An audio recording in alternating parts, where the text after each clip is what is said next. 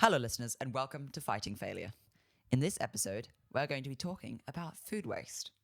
So, just to give you a bit of context, we won't linger on the statistics for too long, but 1/3 of the food that is produced every year is wasted. That's 1.3 billion tons of the people who like, metric stuff, gigatons. It's a lot, which is, and this is the staggering part for me, because there's so many people who have way too much food, and then there's so many people who have way too little food. And in fact, 10% of the global population are undernourished. But we produce enough food. In fact, we waste enough food that chronically undernourished people could get 10 meals a day if the food we wasted went to them instead. Obviously, that's not practical, but that gives you a sense of the scale of this issue. And also another statistic for you is that people in the US waste up to 95 kilos of food per person each year, which is about 250 grams of mostly edible food thrown away every day.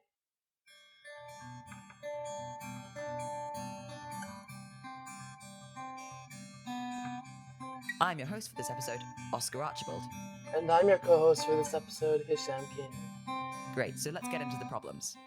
The first big problem is the sheer wastefulness of spending so much money and resources just to chuck edible food. So if you think about the sort of resources that go into producing food, we literally did an entire agriculture section on how damaging all of this is. And to imagine that we could sort of reduce the damage by 1/3 just by not throwing away food. We don't need to make any change to the agricultural system, and 1/3 could be reduced. And it's not just by not throwing away food, it's by not over shopping for food. A lot of people go to the store and then they end up buying more than they know they can eat, and that's where the problem starts. It's not necessarily that it's not like, stop throwing away food that's gone bad. It's stop buying food that you know is going to go bad because you don't have the time and tummy space to eat it before it goes bad. We'll definitely get onto this. And there's also an issue that some people are rightly adverse to food waste, but then if they just eat all that food, that extra food, in a way it's still wasted because it's people are eating like way too many calories unnecessarily. That's not only bad for health, but it's, in a way, it's still wasted because it's used unnecessarily. And that's not as big an issue as food being thrown away because there are then issues with the disposal of that food, whereas we've got sewage basically figured out at this point. So anyway, tangent aside, if you think about the resources that go into it, like agricultural resources, if we manage to reduce food waste even by a small amount, and therefore reduce the demand for food, and therefore less food gets produced, you can imagine how, with little technological innovation, we could literally scale down the agriculture industry and therefore have less emissions. And then if we do that combined with all the solutions we talked about in the agriculture section, we could have a serious reduction in agricultural emissions with minimal effort. Yeah, and also, with current agricultural demands, the world is already having enough trouble, sustaining and meeting our agricultural needs. And so, to think that if we can cut down on that, that chunk of food that we don't need, that we know we don't need, we can reduce the strain on the agricultural industry and on the planet, because there is a lot of strain on the planet that comes from agriculture, as we talked about in the agriculture section in season 1, such as, in a lot of cases, if it's not an organic source of food, there's pesticide involvement in the growth process to prevent any damage to crops. It might be GMO, which can lead to super pests and be very damaging to surrounding crops. It can be a fertilizer intensive scenario in which a lot of runoff can cause algae blooms in the water.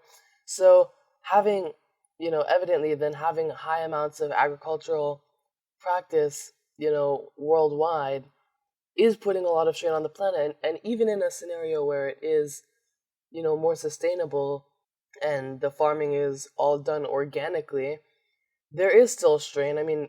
If till methods are still being used, a till is like when you hoe the ground and you create those deep ruts in rows to plant seeds in.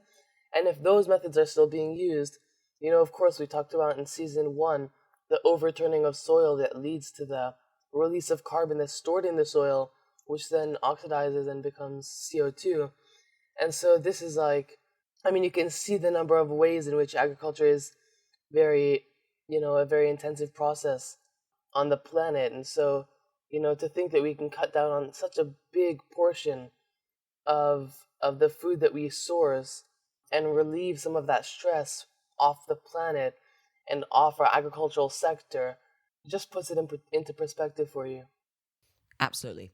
So, to give you an idea of where food waste is coming from, because this is important to be able to tackle it, most food waste is from households. In the UK, that's 70%. And in fact, a lot of people think about supermarkets, they're throwing away so much stuff. Supermarkets actually only make up 2.9% of food waste. So the biggest part is households. And that's a good thing in a way. Well, it depends how you look at it, to be honest. What's the rest of the percent? It's other things, like for example, surpluses on fields is one example. Or stuff that's thrown away because it's gone bad before it gets to the supermarket, as an example. Yeah, you put it in the notes here. Yeah, a lot of food is wasted due to high aesthetic standards, and that's what I was going to mention. When we lived in Sri Lanka, we used to love getting like these twin bananas, which are like two bananas, like Siamese bananas, and it was so funny. And they don't have them here because they throw them all away because they think customers don't want them. Of course, people want double bananas. Why wouldn't you? Seriously. But yeah, it's a double-sided coin if you think about household waste, because on the one hand, it means that individual people can address this issue quite effectively without much government intervention. But on the other hand, it means that it's difficult to get system-wide change very easily. So there's two ways to look at it. Anyway, so if we think about the cost of living crisis that we're in at the moment, especially in the UK and the US, and high inflation, post-COVID, it's very difficult for most people to even afford their grocery bill or their shopping bill. And if you imagine how hard that is for people to afford these things, then to think that they're actually spending £500 on average a year on food that they just waste, it's quite astounding. And so if people were able to plan better, you could imagine that situation could be a lot easier. And that's one way to tackle the issue, is to tackle these two issues in harmony. If we waste less food, we also waste less money. And that's certainly a good thing. In developing countries, 40% of food waste is due to poor harvest and poor processing. Whereas in developed countries, that number is very small, and rather most is wasted at the household level. What's interesting about this is that you see sort of like globally, we have the solution each half of the problem. One half of the world, not really half, but you get what I'm saying, one half of the world has figured out how to minimize food waste in the production of the food, while the other half has figured out how to use all the food that they produce.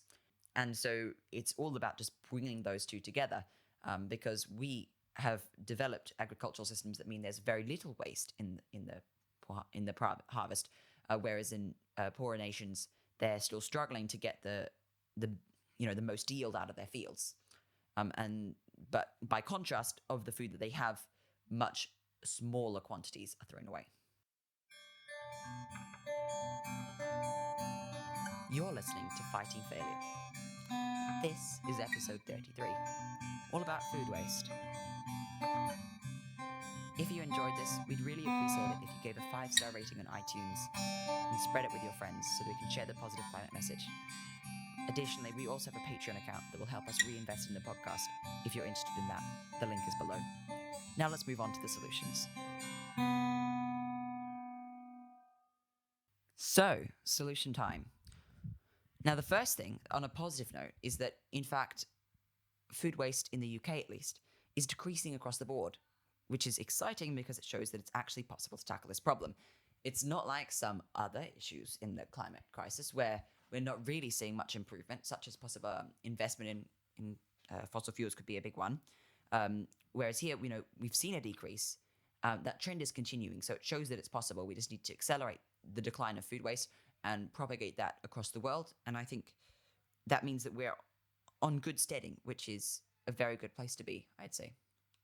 Anyway, without further ado, let's get into the sort of specific areas of solution. The first one is retail. We talked about supermarkets making up a small percentage. However, we talked about aesthetic standards as well. So supermarket wastage is probably going to be things going off in the supermarket that haven't been reduced to clear, that sort of thing. The aesthetic standards, it tends to be more at the farms, actually, that they're thrown away because they know that the supermarkets won't accept them. I don't think that's counted as supermarket waste. I could be wrong. But that's partially due to the societal stigma against slightly unaesthetic vegetables, like this fear that they're not as good as something that on the counterpart might look rather perfect. And that's also partially as a result of the supermarket creating those standards by not selling slightly. And I don't really get it because I think odd vegetables are actually really nice. I talked before about Siamese bananas, but if you've got like a two-legged carrot, it's just fun. It's just fun, and it's a bit boring when everything's so monotonous in the supermarket. Yeah, and we also had, a funny thing the other day. I was at the farmers market in Burlington, Vermont, where I am for the summer. Just we were at this one of the many farm stalls there, and there was one albino cucumber that was taken out, and immediately someone was like, "I'll take that." And so it's just like, I mean, once you know that there's no problem with something that might not be up to market standards with its aesthetics, like as long as it's not rotten, it's probably fine to eat. Like if it's a fruit or veggie, and so it's just a big part of it is just destigmatizing that whole thing against slightly unaesthetic fruits and veggies. Exactly, and I think just calling for lower aesthetic standards for food across the board, like high food safety standards for sure, but lower aesthetic standards for food would be a good thing, I think. And I think we're already seeing some progress, very limited progress. For example, in the UK, supermarkets sell, for example, like perfectly imperfect frozen berries, where your frozen berries are not all pristine like they would be in a punnet. But there's definitely a long way to go in terms of this. So, yeah. Okay. And so the solution for this, other than just generally that, or a sort of small scale solution, because we really need industry wide change, there's this company called Oddbox, which we subscribe to for a bit, which is like this box that they go to farms and they collect the unsightly things before they get thrown away, and then they put them in a box, and then every week you get like a box with some random fruits and veg in it, some recipes, explanation of where they came from, and that's all really interesting. The issue with it, however, other than the expense, is that what we found is we were hoping we were going to get like these fun, odd vegetables, and we did from time to time. But for the most part, it was just surplus from farms rather than actual odd things. And we were worried that we were just basically becoming another buyer from the farm, and the farm will just start producing more because they know they can sell their surplus to Oddbox. And so we thought it wasn't actually creating sustainable change, as well as the fact that it wasn't so good. So now we've switched to a veg box called Riverford Organic, which is like all organic vegetables that we get delivered, which I think is obviously good because it's organic. Oddbox wasn't necessarily. And I think they will be that kind of company that's implementing sustainable farming practices across the board, organic, as well as some of the other stuff we've talked about. Obviously, like non-GMO. All right, so next up, we're going to sort of delve into these three areas that really need to be solved. Yeah, these are three parts of household waste, and I've got the percentages in the UK. So 41% of food waste is because food is not used in time before it goes off.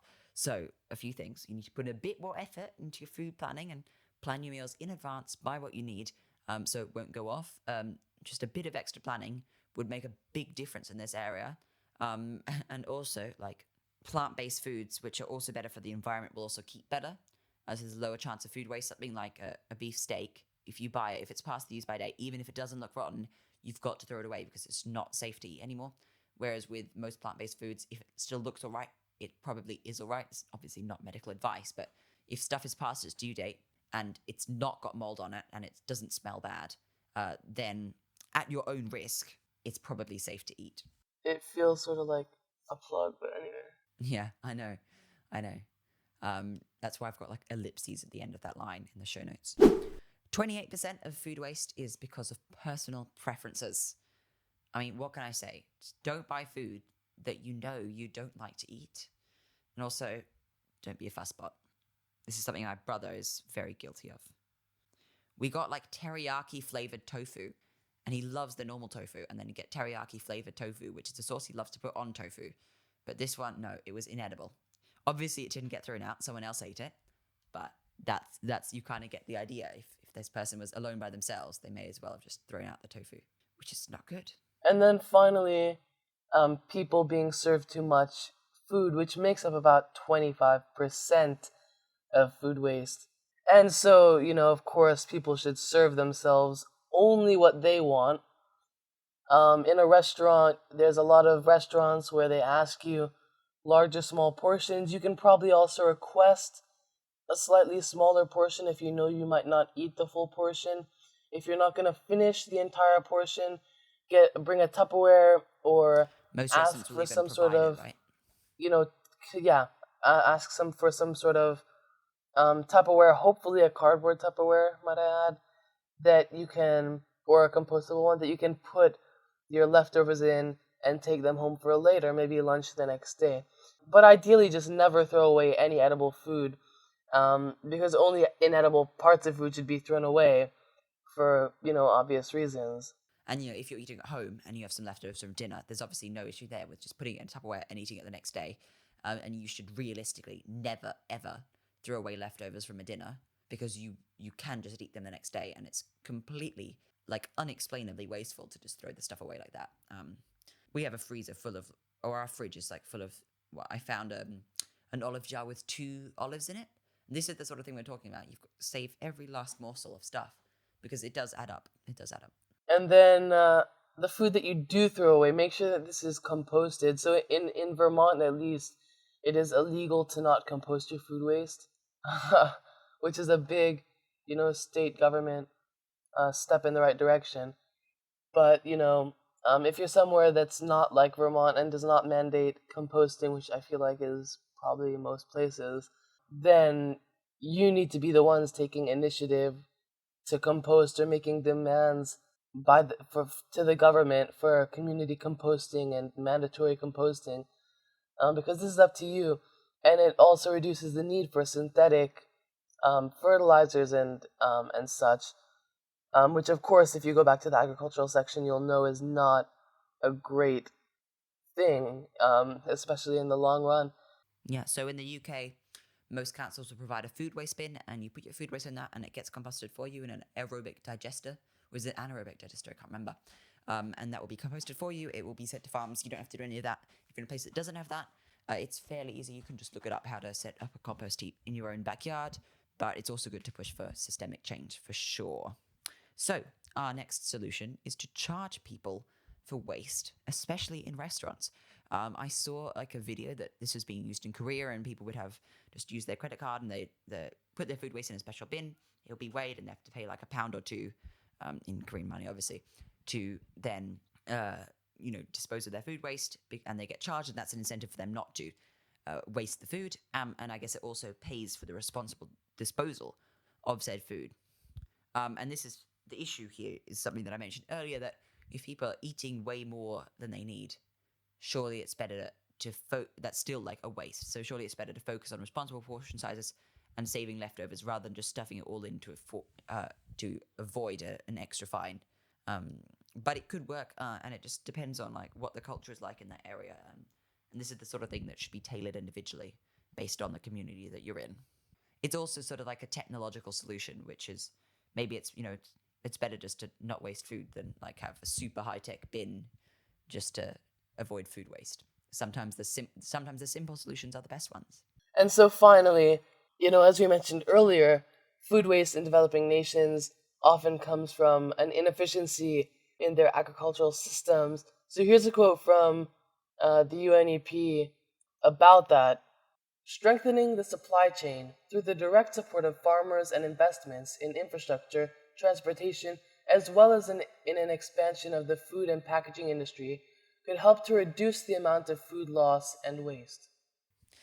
The UNEP, by the way, is the UN Environment Program, the UN's arm that is focusing on environmental stuff, if you weren't aware. Excellent. So that is all we have for you today.